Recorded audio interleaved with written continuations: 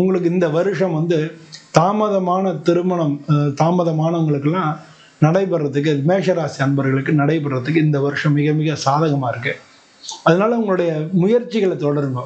அப்படியும் திருமணம் டிலே ஆகிட்டே இருக்கு அப்படின்றவங்க வெள்ளிக்கிழமை அன்னைக்கு நவக்கிரகத்தில் சுற்றி வந்து சுக்கிர பகவானுக்கு வெள்ளை பூக்கள், வெள்ளை மலர்கள் அதை வந்து வச்சு அர்ச்சனை பண்ணி மொச்சை அந்த தானியத்தை வந்து வச்சு வணங்குங்க. இல்லை மொச்சை சுண்டல் போட்டு 4 பேருக்கு கொடுக்கலாம்.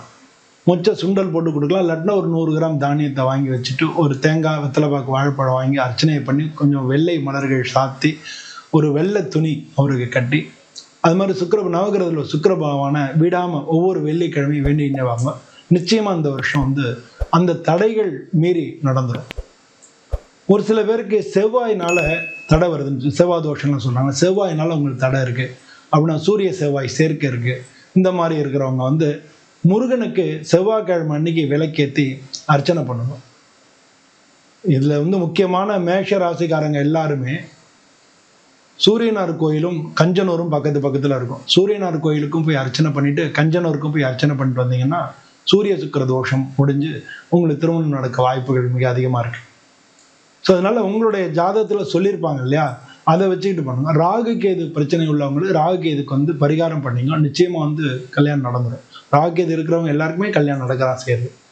ஸோ பொதுவாக வந்து இந்த மாதிரி காலகட்டங்களில் இது வந்து பெண்களுக்கான காலகட்டம் அப்படின்னு நம்ம சொல்லலாம். ஸோ ஆண்களில் நிறைய பேர் கல்யாணம் ஆகாமல் இருக்கிறத நம்ம பார்க்குறோம்.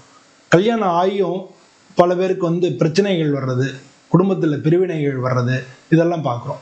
ஸோ அதனால் வந்து ஜாதகத்தை பொருத்தம் பார்த்து நல்ல முறையில் அந்த எத்தனை பொருத்தம்ன்றது மட்டும் பார்க்கக்கூடாது, கட்டங்களையும் பொருத்தம் பார்த்து அதில் உள்ள அந்த கட்டங்களில் உள்ள தோஷ சாமியம், பாவ சாமியம், பாவம் இருக்குல்லையே அந்த பாவங்கள், அதனுடைய தோஷங்கள் வந்து 2 பேருக்கும் சமமாக இருக்கணும். அதுக்கு சாமியம்னு பேர். பாப சாமியம் அதையும் பாருங்க. சஷ்ட அஷ்டக தோஷம் இருந்தால் பிரிவினை வரும். அது மாதிரி சஷ்ட அஷ்டக தோஷம் இருக்கான்னு பாருங்க. இந்த மாதிரி ஒரு ஜாதகத்தை பொருத்தம் பார்த்து நீங்கள் கல்யாணம் பண்ணீங்கன்னா கல்யாண வாழ்க்கை சிறப்பாக இருக்கும்.